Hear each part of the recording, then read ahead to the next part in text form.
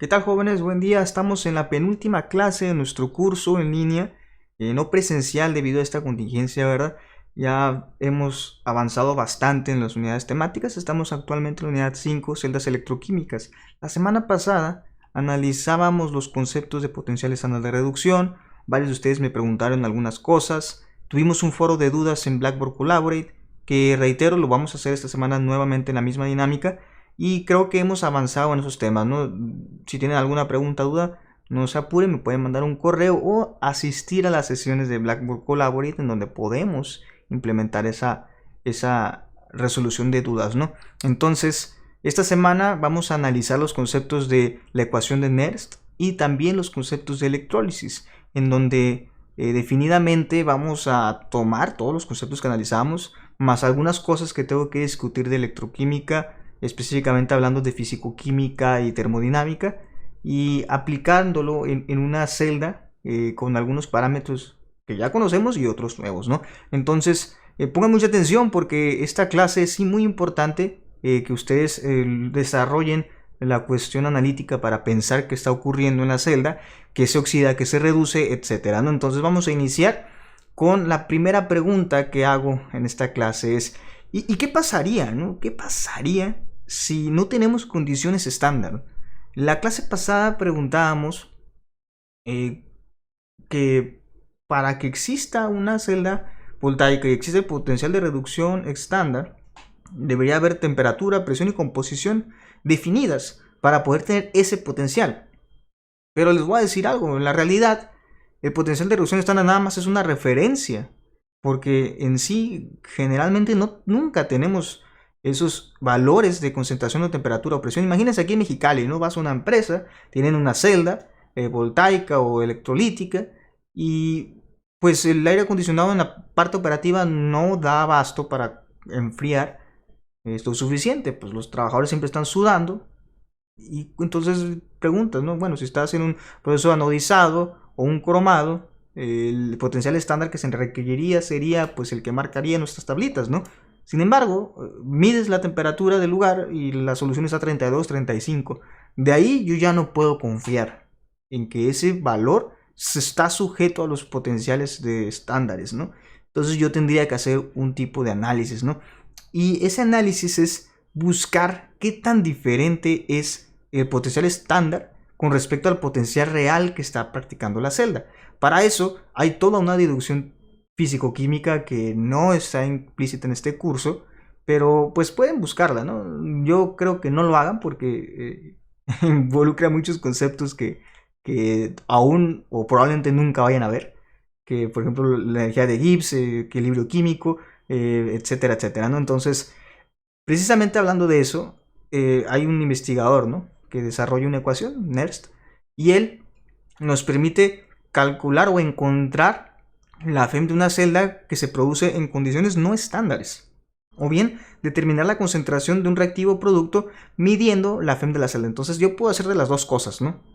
Porque como dijimos, está en función de la temperatura de la presión, si tenemos sustancias gaseosas, y de la composición, en otras palabras, la concentración de las celdas, ¿no? Generalmente les decía que las celdas estándar tienen 1 molar, la concentración, pero que te asegura que la concentración se va a quedar constante durante todo el proceso, ¿no? Y eso es bien importante, porque el momento en donde la concentración varíe, que sería cuando estemos cambiando de sustancia de una a otra o se pierda masa, ahí ya las condiciones estándar se pierden, ¿no? Cuando la temperatura aumenta o disminuye, si la reacción es exotérmica o endotérmica, tener un buen controlador de temperatura, etc. ¿No? Eso sería la aplicación ingenieril real, ¿no? Entonces tenemos una celda de un anodizado, de un galvanizado, en donde metemos una placa y esta se va a electrodepositar a la superficie y cambia la temperatura, entonces le cambian todas las condiciones, ¿no? Y como ejemplo se los voy a decir así, una vez tuve un estudiante, y él estaba en una clase y él me comentaba, ¿no? Que tenía una celda de anodizado, o bueno, no recuerdo bien el proceso, que en la celda, una celda bien grande, ¿no? De 80 litros o algo así. Y metían las placas, 2 electrodos, los electrodos pues se encargaban de pasar corriente, de hacer un tipo de electrodepositado, o un etching, no recuerdo exactamente qué proceso era, pero en las diferentes soluciones y reacciones electroquímicas que tenían en el tanque, ocurría una reacción, porque tenían hidróxido de sodio, NaOH, ocurrió una reacción y se precipitaba un sólido de un grosor, pues primero empezaba muy ligero, ¿no? Y pues no les preocupaba, ¿no? Porque bueno, pues ya se recubrió el tanque en donde estaban electrodepositando, ¿no? Pero mientras más aumentaba el tiempo de la solución o la concentración de la solución, notaban que la capa se iba aumentando en grosor, ¿no? El espesor de la capa era tan grande. Y el problema era de que ese espesor era tan grande que empezó a disminuir el volumen del tanque. Y para quitarlo era un lío, porque la roca era como cemento, literalmente. Entonces me llega a la clase y me trae una muestra de la roca y me dice, profe, ¿podríamos implementar algo para poder saber la composición de esta roca? Y le dije que yo no tenía el equipo al alcance, ¿no? Se ocupaba un espectrómetro de infrarrojo. Es un equipo de análisis instrumental. Y yo no lo tengo al alcance, en el laboratorio no hay, no puedo utilizarlo. Pero, pues podemos desarrollar las reacciones, ¿no? A ver qué se obtiene. Entonces nos detuvimos un tiempo, desarrollamos las reacciones y noté que se formaba una sal, algo peculiar, ¿no? Entonces busqué esa sal que se formaba de sodio, no recuerdo qué sal era, la verdad, y salía que era un aditivo para el cemento, ¿no? Entonces yo le dije, ¿sabes qué? Pues estás haciendo cemento, por eso está esa roca bien dura, ¿no? Y el problema en sí era de que cuando dejaban la solución en la noche y se iban los trabajadores, la solución se enfriaba porque la necesitaban calentar para el proceso de proceso productivo, ¿no? Que como les digo, no recuerdo si era anodizado, galvanizado o etching. Se ocupaba calentar, mientras la operatividad estaba funcionando, se calentaba y en la noche la apagaban, la enfriaban, ¿no? Entonces cambia todos los potenciales, cambia todo, la reacción deja de ser espontánea y comienza a precipitar, ¿no? Y de todos los productos que se hubo en la celda. Entonces yo les decía, ocupan invertir en controladores de temperatura para que no pase eso. ¿Se hizo? Pues no, ¿verdad? Ahí hubo algunos líos en cuanto a la logística de su empresa y pues terminó optando por otra solución, ¿no? Pero esa es la aplicación real, ¿no? Aquí en la ciudad de Mexicali hay bastantes empresas que tienen el giro en el área de la electroquímica, ¿no? Espero que podamos implementar los conocimientos que hemos adquirido hasta este momento para que ustedes a lo largo de su experiencia puedan implementarlos, ¿no? Entonces, regresando a NERST, porque ya me fui un poco lejos, ¿no?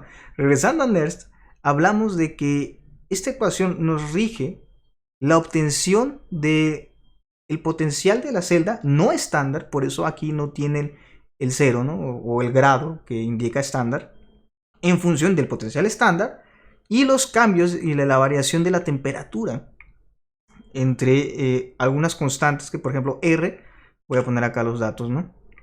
Donde R sería la constante de los gases ideales, aquí les pongo el valor, la temperatura en escala absoluta, kelvins, la constante de Faraday, que sería esta, el número de electrones transferidos en las medias reacciones, que dependiendo de la media reacción, ya ven que siempre ponemos 2E o 6E, sería esa N, y el cociente de reacción, ¿no? Entonces, hasta aquí, esta ecuación se usa para obtener el potencial de la celda electroquímica cuando no está en condiciones estándar y está en función de la temperatura. De modo que cambiamos la temperatura, cambiamos los electrones o cambiamos Q, el coeficiente Q está en función de las concentraciones, cambia todo el potencial, ¿no? Ahora vamos a analizar cómo podemos implementar una metodología para obtener Q.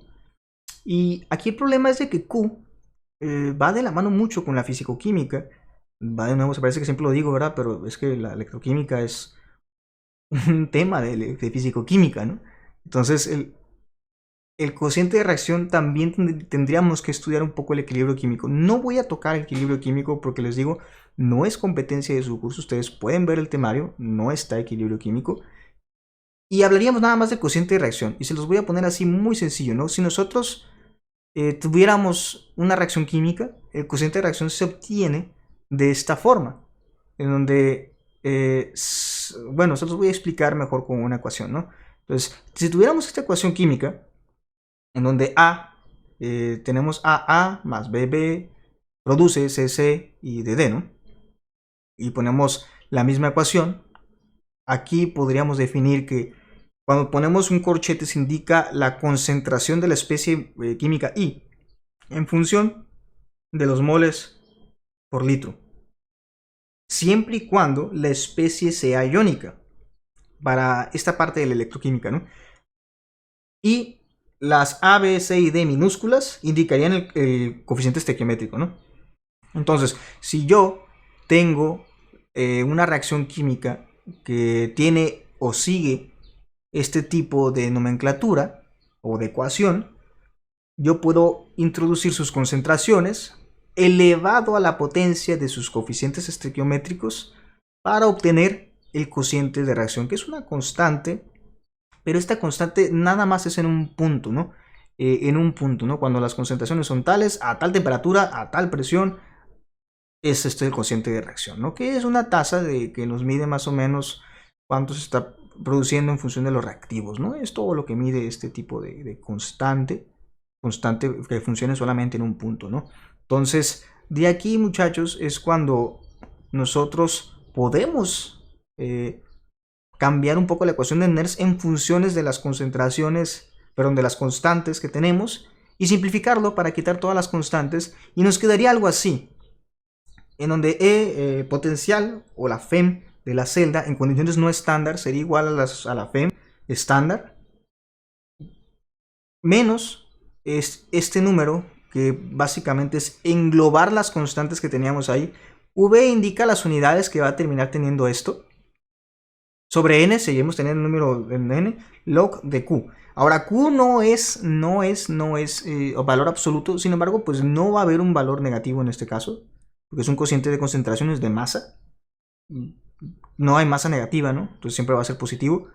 Y aquí yo uso esas líneas porque a mí me gusta, ¿no? Me gusta que cuando yo pongo logaritmo natural, pongo esas líneas. Entonces no se confundan, ¿ok? De esa manera, nada más cabe aclarar que esta ecuación nada más aplica cuando la temperatura es de 298 kelvins, porque si cambiamos la temperatura, yo tengo que usar la anterior, ¿no? En donde yo tengo que meter el valor de temperatura, el valor de R y el valor de la constante de Faraday, ¿no? Que ahí lo teníamos en la diapositiva anterior. Entonces, nada más 298, que para efectos de este curso yo no me puedo meter mucho en temperatura porque ustedes no han llevado un curso de termociencia, ¿no? Entonces, hasta aquí es la parte teórica de la ecuación de Nernst. Nos inventaríamos unos ejercicios para ver cómo quedó la parte que hemos repasado. El ejercicio 1 es muy sencillo, la verdad. Vamos a calcular la FEM a los 298 que genera la celda descrita en el ejercicio 1 del video anterior. Y teníamos esta reacción, ¿no? Ahora lo que cambia es de que pues, ya tenemos la FEM estándar y tenemos estas concentraciones, ¿no? El ion dicromato, el ion de hidrógeno, de yodo y cromo trivalente, ¿no? Entonces vamos a realizarlo para que entendamos este procedimiento. Aquí tenemos el ejercicio 1 que describe la reacción que previamente analizamos en el texto, ¿cierto? Aquí agregué las concentraciones, están aquí en esta parte. Y la ecuación que vamos a utilizar, que es la ecuación de Nernst. Entonces, el primer problema que tenemos que resolver es identificar cómo obtener Q, ¿no? Ahora, Q, como lo expresamos anteriormente, y lo voy a poner aquí abajo de la Q que ya desenvolví, era que iba a ser igual, o el cociente de reacción iba a ser igual a los productos elevado a la potencia de su coeficiente estequiométrico dividido entre los reactivos. También nuevamente elevado a la potencia de sus coeficientes estequiométricos. Noten aquí algo muy importante, muchachos. Es que las concentraciones en primer lugar deben de ser molaridad y las unidades. Aquí olvídense de unidades. Es un precepto para que debemos analizar. Imagínense andar analizando cuáles son las unidades de todo esto. Es adimensional. Es un convenio, ¿no?, que se tiene en la electroquímica. Es adimensional este cociente. Que nos describe la tasa sobre los reactivos y los productos, ¿no? Entonces, podemos inclinarnos a entender que esta parte nos lleva a traducir que el único producto iónico que tenemos es el cromo. Y los reactivos iónicos que tenemos es el dicromato, el hidrógeno y el yodo, ¿no? Entonces, esos voy a agregar en mi expresión de cociente de reacción para implementarlo en la sustitución, ¿no? Que sería esta que acabo de subrayar. Entonces, ya implementado, nosotros podemos sustituir valores, entonces sustituyendo, yendo valores, tenemos, voy a borrar la parte esta que no me sirve en este momento, y sustituyo los valores que acabamos de meter aquí, ¿no? Estos son los valores de concentración. Solamente hay que acomodarlos correspondientemente donde vayan. Pues, por ejemplo, la concentración del ion cromo trivalente sería 1.0 por 10 a la menos 5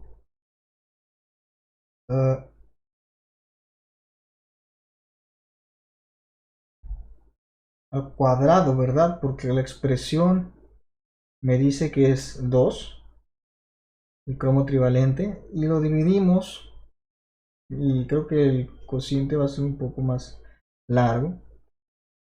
Lo dividimos en 2, que sería 2 molar, es el dicromato. Después tenemos los otros dos que tienen 1, pero elevado a la 14 y elevado a la 6, ¿no? Entonces 1 elevado a la 14 y 1 elevado a la 6. Creo que no ocupé este. Aquí, por ventaja propia, ¿no? Es de que no necesitamos hacer la operación, porque 1 por 1 por 1 por 1, 14 veces es 1. Y también pues 6 veces es 1, ¿no? Entonces esto nos va a dar como resultado 5.0 por 10 a la menos 11 adimensional. Y esta Q nosotros ya la podemos sustituir directamente en lo que es la ecuación de Nernst para obtener el potencial de la celda en condiciones no estándar. Tendríamos entonces que sustituyendo en la ecuación de Nernst tenemos que el potencial va a ser igual a 0.79 menos 0.0592 entre los números de electrones intercambiados, que son 6, y esto multiplica el logaritmo de 5.0 por 10 a la menos 11. Y el resultado de toda esta operación, si no me equivoco, y voy a subrayarlo aquí naranjita, de toda esta sección, es aproximadamente 0.10. Y las unidades, como bien menciona la ecuación, aquí hay un volt, ¿no? Entonces quédense con esas unidades nada más, no hagan un análisis dimensional profundo para entender esta parte, simplemente hagan un análisis superficial, porque vamos a obtener volts siempre y cuando metan las unidades correctas, ¿no? Digamos 0.79, perdón, esto es menos 10, ¿no? Se multiplica por el otro menos y da más 10, o más 0.10 más bien. Y a partir de eso, nosotros obtenemos que el potencial no estándar sería 0.89 volts. Como ven, es muy fácil, ¿no? Obtener el potencial no estándar. No ha cambiado mucho de lo que hemos analizado hasta este momento. Únicamente sería la impresión de la nueva ecuación de Nernst. El reto de Nernst sería nada más también Q en cociente de reacción, pero a veces toca un poco más de álgebra que en otras ocasiones, ¿no? Vamos a ver otro ejercicio, pero lo que me indica esto es de que para que yo pueda hacer esta reacción, yo tendría que suministrar 0.89 volts mínimamente, ¿no? Entonces vamos a analizar otra reacción. Ahora tenemos el ejercicio 2 que nos habla de calcular la misma FEM en un estado no estándar descrita en el ejercicio 2 que vimos en el video anterior, con esta reacción que tenemos aquí.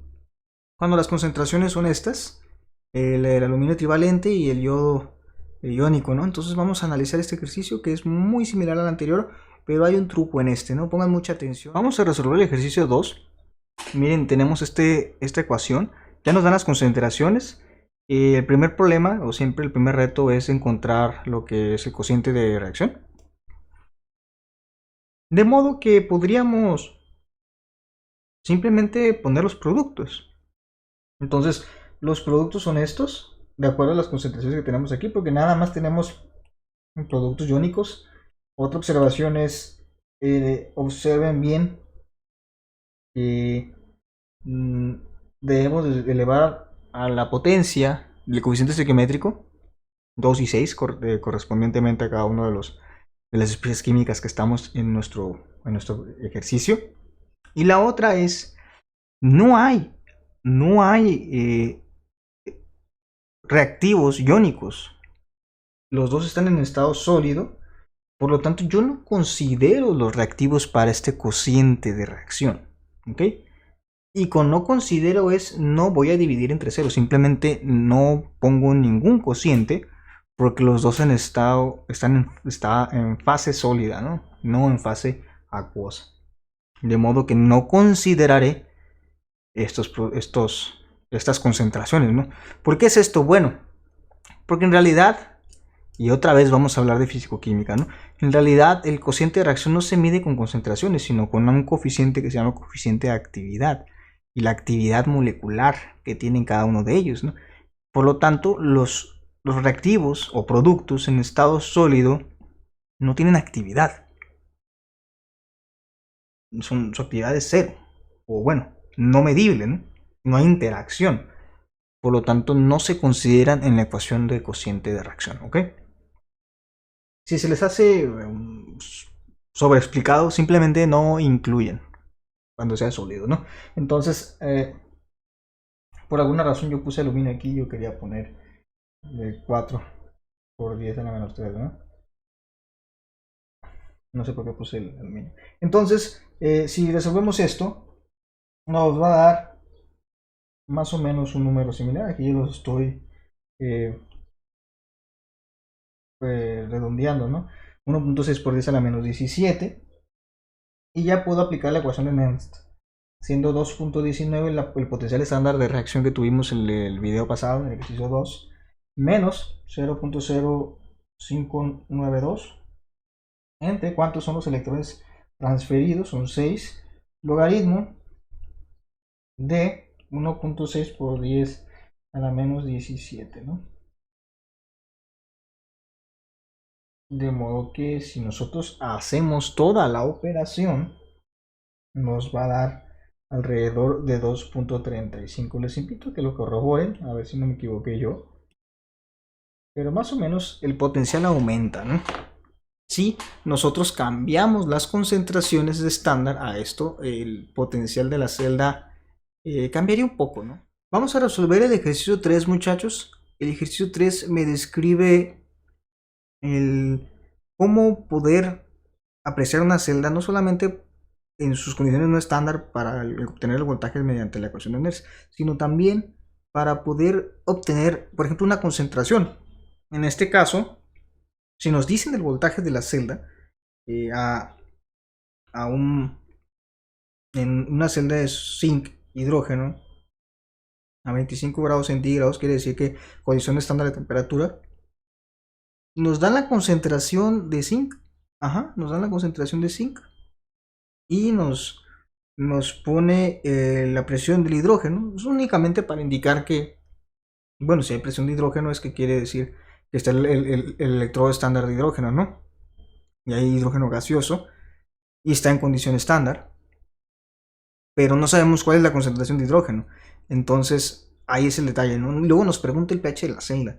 Entonces yo considero que el primero que buscaríamos es la concentración de hidrógeno, y de la concentración de hidrógeno tendríamos el pH de la celda, ¿no? Entonces la ecuación de Nernst no solamente me sirve para obtener el potencial cuando no es estándar la celda, sino que también yo puedo obtener la concentración de algún reactivo producto en ese momento, ¿no? Entonces vamos a resolver este ejercicio. Ok, para resolver el ejercicio 3 tenemos que entender primero que buscamos la concentración de hidrógeno para obtener el pH, de acuerdo a lo que vimos en la unidad 3, ¿no?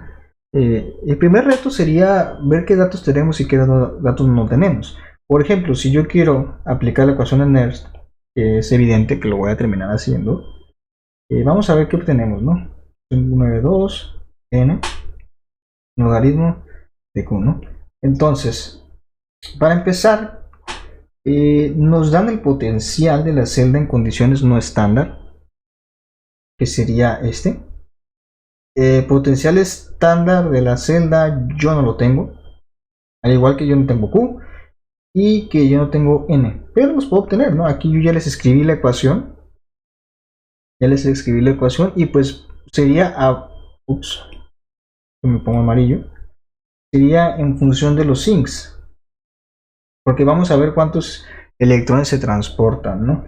Y ya lo podemos ver cuántos electrones gana el zinc, pues son 2, ¿no? Se reduce con 2 electrones, por lo que ya sabemos que n sería igual a 2. Entonces ese dato pues ya lo podemos tener, ¿no? Entonces lo voy a borrar de azul, lo voy a poner en amarillo, indicando que ya lo tenemos. El potencial estándar de la celda lo puedo obtener fácil, estándar, ¿no? Que sería lo que analizamos en la clase pasada. Como tenemos el electrodo estándar de hidrógeno menos el potencial de reducción estándar de zinc, y eso ya lo obtuvimos en la clase pasada, ¿no? Que era 0.76 volts.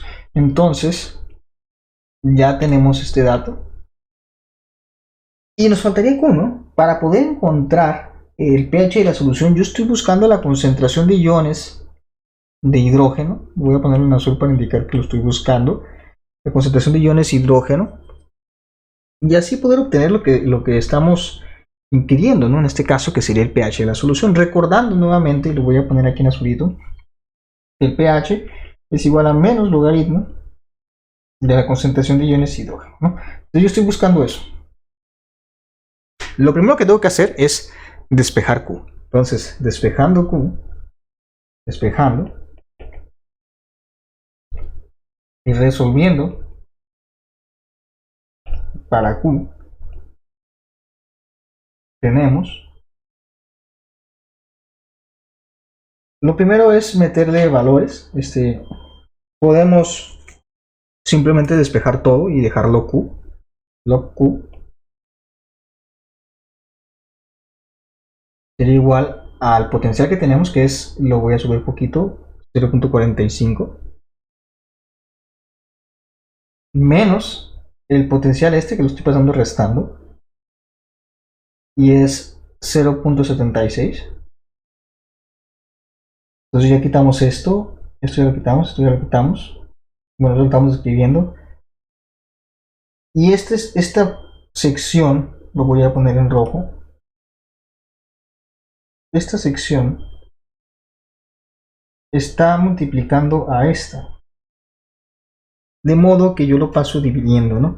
Entonces pasaría dividiendo el cociente. Aquí me equivoqué, ¿no? Falta un cerito. 0.0592 entre 2. Y ya me quedó loco. Entonces, si resuelvo esto, me quedaría que Q va a ser igual al número que obtuve, 10 a la, y lo voy a escribir así chiquito, ¿no?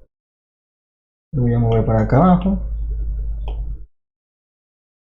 10 a la 0.45 menos 0.76 sobre 0.0592 sobre 2.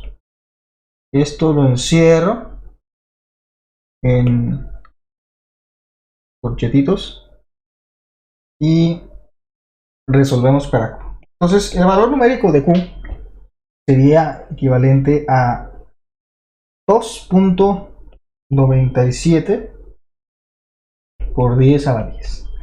Ya tenemos Q, pero ahí no acabamos, ¿no? No es la concentración de los iones de hidrógeno. Para obtener la concentración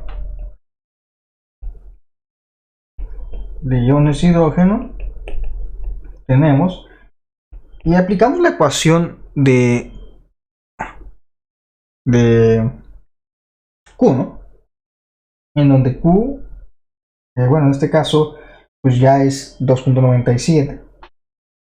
2.97 por 10 a la 10. Y vamos a ver nuestra ecuación. ¿Cuáles son los productos iónicos que tenemos, no?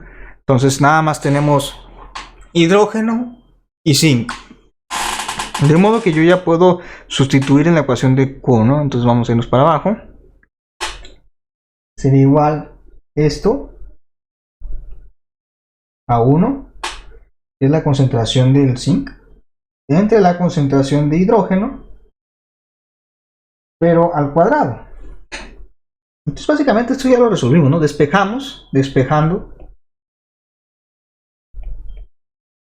para la concentración de iones de hidrógeno, tenemos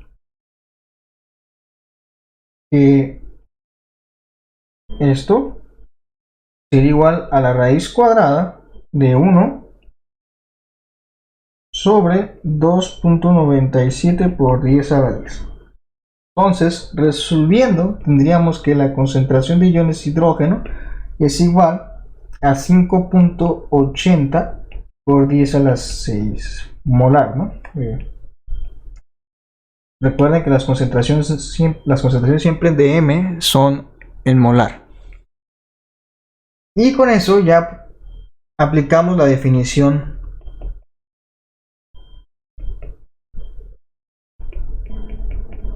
de pH,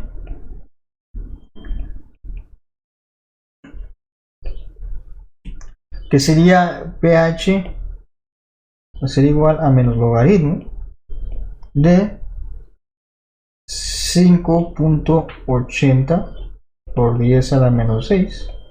Y obtenemos el pH de la celda electrolítica, que sería más o menos 5.23.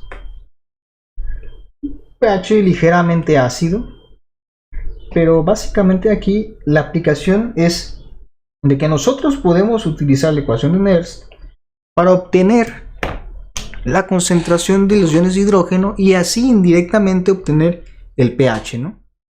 El siguiente tema que vamos a ver en este video es el de la electrólisis.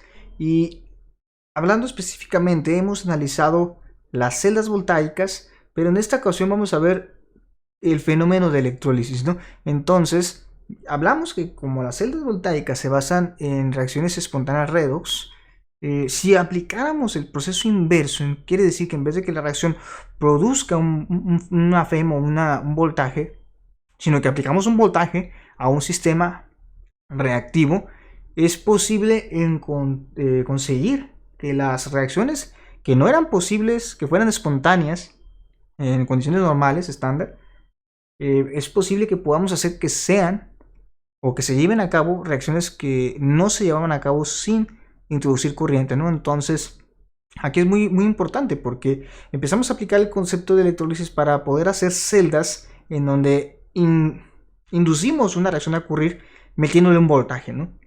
Ese voltaje puede variar, puede ser una corriente muy grande, puede ser un voltaje muy grande o puede ser un voltaje bajo, ¿no? Entonces, dependiendo de la naturaleza de la reacción y de las propiedades físico-químicas de la celda, ese voltaje se va a requerir, ¿no? Por lo tanto, tengo que explicar otra vez algunos conceptos previos, ¿no? Imaginemos que tenemos la reacción de cloruro de sodio, donde tenemos sodio líquido y cloro gas. Ahora, noten bien cómo describir la reacción, puse cloruro de sodio líquido, quiere decir fundido. Donde teníamos cloruro de sodio salino, o sea, sal, sólido, y después agregando una temperatura tremenda, logramos cambiar de fase todo el sólido para que se hiciera líquido. Entonces tenemos ahora, en este tipo de reacción, si nosotros aplicamos eso, podríamos tener estos productos y este tipo de procesos Al nosotros meterle una solución de cloruro de sodio, 2 electrodos, y meterle corriente, empezaríamos a disociar el líquido, que al principio era puro, a iones, bueno, no iones, ¿no? Sino a sus dos constituyentes, que sería cloro y sodio, ¿no? Entonces, todas estas reacciones que son llevadas a cabo mediante el impulso de una energía eléctrica o fuente, ¿no?, de una energía eléctrica, se llaman reacciones de electrólisis. No hay muchísimas reacciones de electrólisis en la naturaleza y sobre todo en la aplicación industrial, y todos los medios en donde estas son llevadas a cabo son celdas electrolíticas. Muy bien, vamos a seguir. Aquí les puse un ejemplo de una celda electrolítica. Esta celda electrolítica tenemos cloruro de sodio líquido. Cloruro de sodio líquido, tenemos un ánodo, tenemos un cátodo. No especifica el metal de estos dos, por lo tanto voy a suponer que este metal es inerte. Tenemos una fuente de voltaje, pero aquí la diferencia es de que la fuente de voltaje no es un voltímetro para medir el voltaje, sino que esta aplica voltaje a los electrodos para que pueda entonces presentar el fenómeno de la disociación de la solución que teníamos, que esta solución era cloruro de sodio fundido, ¿no? Entonces, aquí está la explicación. Básicamente, los iones de cloro se oxidan a cloro gaseoso en el ánodo, acá, mientras que los iones los cationes, ¿no?, de sodio se reducen a sodio líquido en el cátodo, ¿no? Entonces, ese es básicamente el proceso electrolítico completo, en donde vemos cómo el ánodo y el cátodo reaccionan simultáneamente, ¿no? Uno en el cátodo, perdón, el cloruro de sodio reacciona en un cátodo y el otro en el ánodo. Ahora, imaginemos que suministramos a la reacción, ¿no? Tenemos cloruro de sodio en una celda electrolítica. ¿Quiénes van a reaccionar? O sea, ¿cuál de los dos? De los dos componentes. Para empezar, si agarráramos el soluto, cloruro de sodio, ¿no?, y lo metemos al agua, ¿qué ocurre? Primero ocurre una disociación, en donde van a formarse en sus especies iónicas, ¿no? Tendríamos sodio catión, flúor anión. Es probable que el catión se reduzca y el flúor se oxide, ¿no? Lo más probable que es este tipo de enlace que se forma, ¿no? Sin embargo, aquí pasa algo interesante. Y tendríamos que contemplar que también dentro de la solución hay otras especies químicas que se oxidan y reducen. ¿Cuáles son estas especies químicas? El agua. El agua. Entonces aquí hay más cosas que vamos a comenzar a analizar. Porque ya no es tan fácil de que yo tenga una solución y esta me produce un voltaje, ¿no? Sino en cambio, yo estoy metiendo voltaje, pasando corriente a través de toda la solución para que específicamente lo que yo quiero o lo que vaya a más propenso a hacer se reduzca o se oxide. Y eso todo depende de sus potenciales estándar de reducción. Vamos a analizar las reacciones que ocurren o que posiblemente ocurrirían en este caso, ¿no? Entonces nada más tenemos fluoruro de sodio que metemos al agua, se va a ionizar y va a formar fluoranión, sodio catión, más las moléculas de agua y sus correspondientes aniones y cationes, ¿no? Entonces, la primera reacción sería el sodio. La reacción de reducción del sodio sería esta, con este potencial estándar de reducción. ¿Ok? El sodio probablemente adquiere un electrón y se forme sodio sólido, ¿no? ¿Ok? Tiene este potencial. Y vamos a ver la otra, que sería correspondiente al agua, ¿no? Sería el agua. Probablemente el agua se reduzca y se produzca hidrógeno gaseoso y 2 moles del iono hidróxido, ¿no? Oxidrilo, cualquiera de los dos nombres que tiene. Entonces, esos son las dos reacciones que pueden ocurrir como reducción. ¿Cuál va a ocurrir? Es una buena pregunta, ¿no? Pues va a ocurrir esta, ¿no? Va a ocurrir esta. ¿Por qué va a ocurrir esta? Lo vimos en la clase pasada, ¿no? Lo vimos cuando decíamos que mientras más positivo sea, menos negativo, es el valor del potencial estándar de reducción, más favorable va a ser la reducción para esa reacción. Entonces, si yo tengo dos reacciones que probablemente van a ocurrir y una tiene un potencial más positivo que el otro, pues es más probable, digo más probable o más favorable que ocurra esta que ocurra esta. Entonces vamos a decir que predomina la reacción de la reducción del agua, más no la reducción del sodio, ¿no?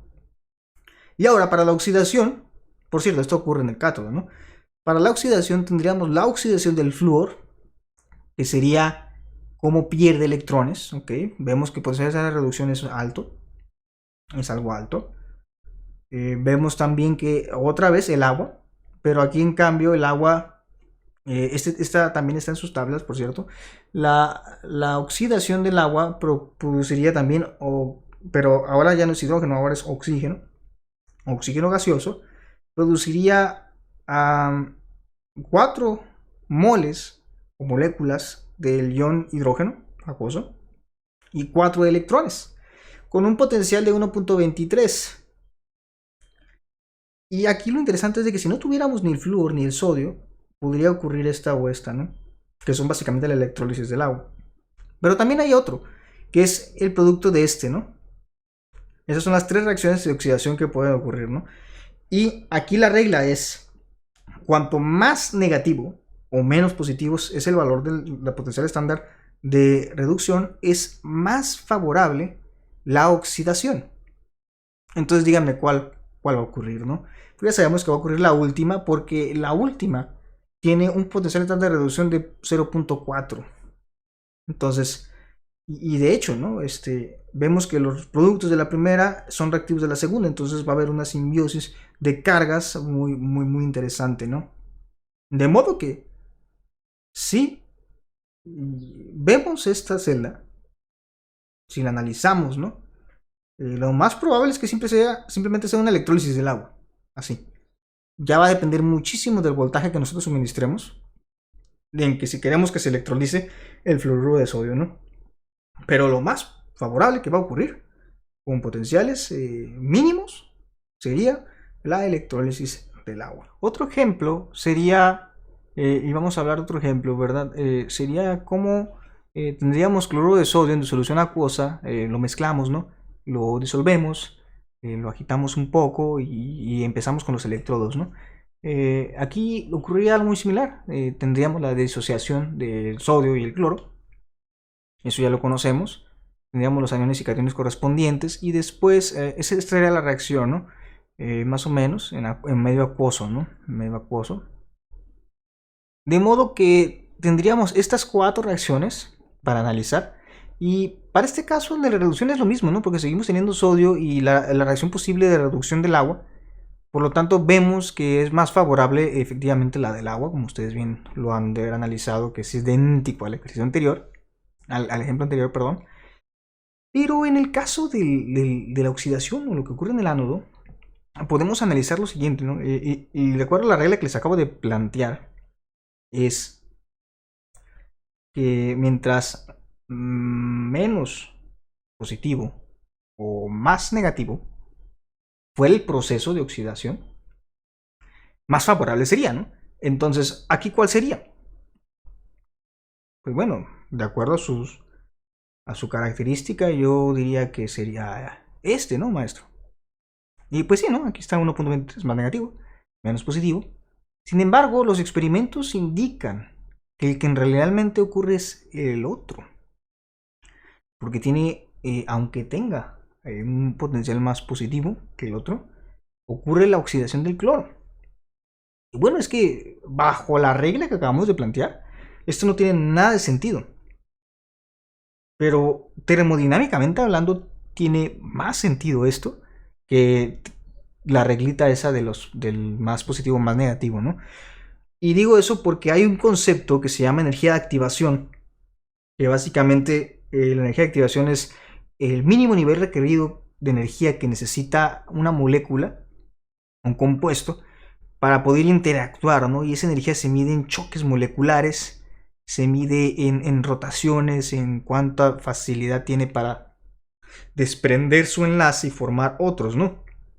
Para este caso, eh, tiene menor energía de activación el cloro que el agua, ¿no? Por lo tanto, como es menor, es más fácil que reaccione el cloro. Porque la energía de activación es como una barra, ¿no? Y como les digo nuevamente, es algo difícil analizarlo sin ver previamente termodinámica, ¿no? Entonces es una barrita. Entonces cuando mi molécula llega a ese nivel de energía, ¡pum! Ya es posible que reaccione, ¿no? Claro, pues debe de existir algo con que reaccionar, ¿no? Entonces, si la barrita es menor, bueno, vamos a ponerlo aquí, ¿no? Si la barrita es menor, entonces es más fácil que llegue. En este caso, la barrita del cloro es menor que la barrita del agua, no por mucho. Pero eso le da hincapié a que puede reaccionar más fácil a pesar de que su potencial sea más positivo, ¿no? Entonces, sí, es necesario que entendamos algunos conceptos de termodinámica para poder entender todo lo que viene de fondo después de las celdas electrolíticas, ¿no? Pero no se preocupen, los ejercicios que vamos a resolver no van a incluir ese juego de entender la termodinámica y la fisicoquímica detrás de un sistema de reacciones, ¿no? Simplemente pues sería aplicar las reacciones que ya conocemos, ¿no? Y yo les diría cuál se oxida, cuál se reduce. ¿Sale? Ok, entonces vamos a hacer el último ejercicio que vamos a ver esta semana, que sería la electrólisis del fluoruro de plata.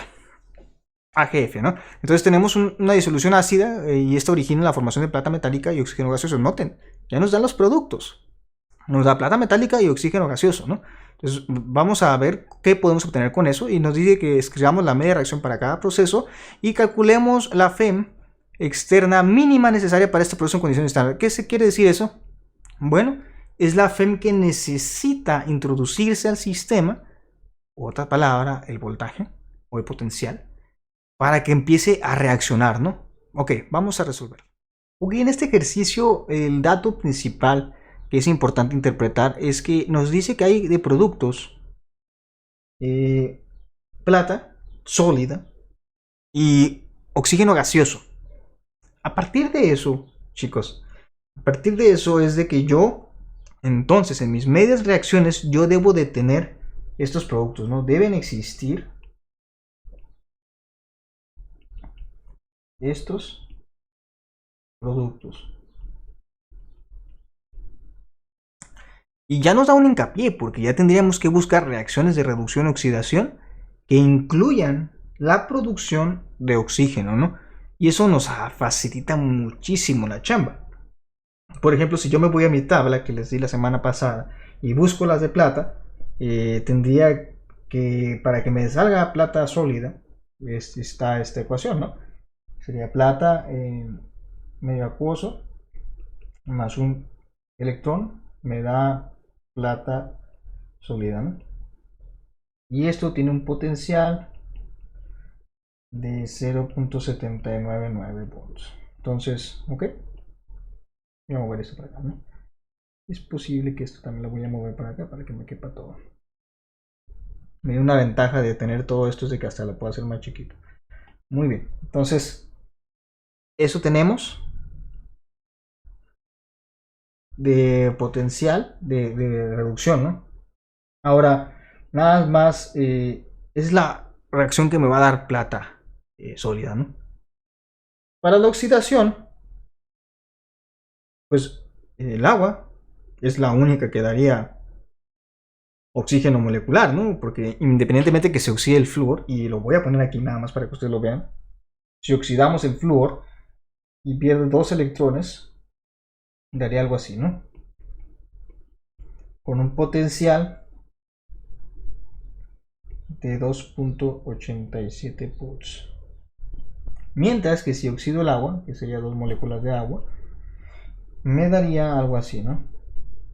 El oxígeno gaseoso que tenemos como producto más 4 iones de hidrógeno molecular, perdón, de hidrógeno ion, cation, más 4 electrones, ¿no? Y el potencial de esta celda, perdón, de esta reacción sería más, bueno, voy a quitar el más, sería 1.23 volts.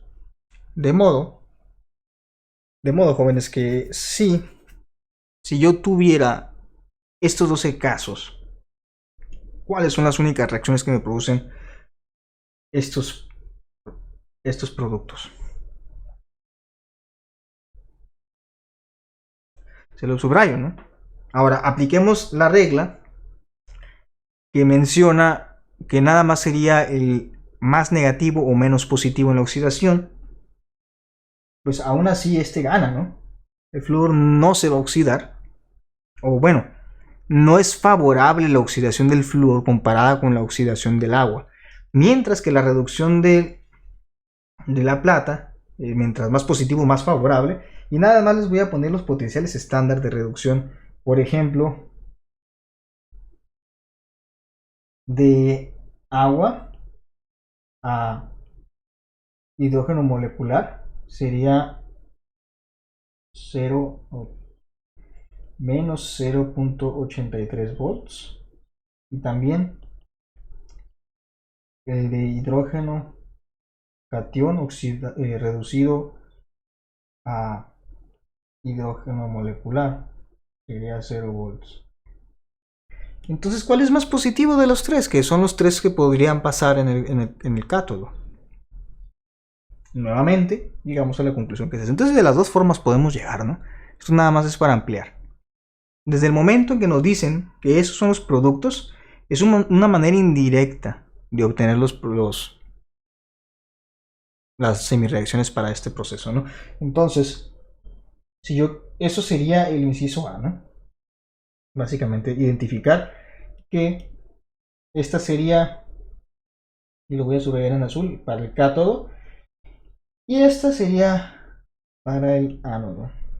De modo que para el inciso B nos pide el potencial, ¿no? El potencial mínimo. Ahora, el potencial mínimo es muy sencillo de calcular, porque vamos a utilizar la diferencia. En este caso, cuando hablábamos de que si teníamos que para calcular el potencial de la celda, que iba a ser igual al potencial de la celda del proceso de reducción menos el potencial de la celda del proceso de oxidación. Entonces, si quisiéramos obtener esto, nada más haríamos la diferencia, ¿no? De 0.799 menos 1.23, que son los valores que tenemos aquí, ¿no? 0.799, perdón, y 1.23, ok.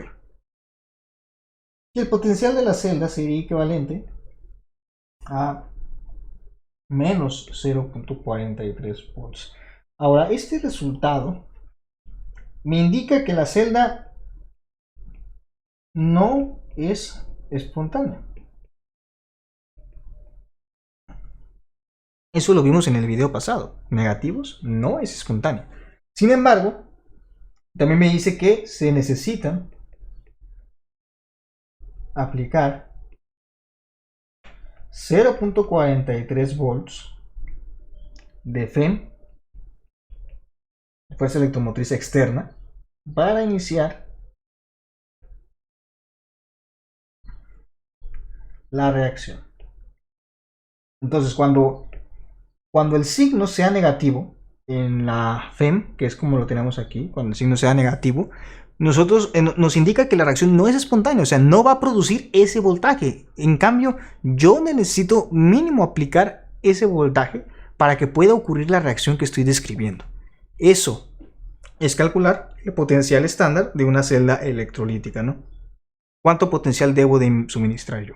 Bien, jóvenes, aquí terminamos el video de esta semana, terminamos la clase. En Blackboard podrán encontrar las actividades correspondientes a esto. Son sencillas, la verdad, no es más de lo que hayamos visto en la sesión de clases de esta semana. Recuerden que ya nos queda a partir de este momento una clase más, una tarea. La próxima semana va a haber examen. En el transcurso de la semana, conéctense a la sesión de dudas de Blackboard Collaborate para que encontremos la información correspondiente en la fecha del examen. Muy probablemente lo hagamos el miércoles de la próxima semana. El jueves de la próxima semana estaríamos revisando sus videos. Espero que ya lleven un avance del proyecto final que tenemos pendientes. Y para más tardar el domingo, tenemos que trabajar hasta el domingo, yo tendría sus calificaciones finales y la lista de quienes se van a ir ordinario o extraordinario directamente según corresponda, ¿no? Entonces, muchachos, muchachos, es la recta final del curso. Yo los quiero exhortar a que sigamos igual de trabajadores como lo han hecho hasta este momento. Y también que cualquier duda, pregunta, comentario me lo hagan llegar. Es importante que se comunican conmigo para cualquier problema que ustedes sientan que pueden tener a lo largo de la presentación de sus trabajos, de esos ejercicios. Ver cómo podemos ser flexibles y acceder a una solución posible, ¿no?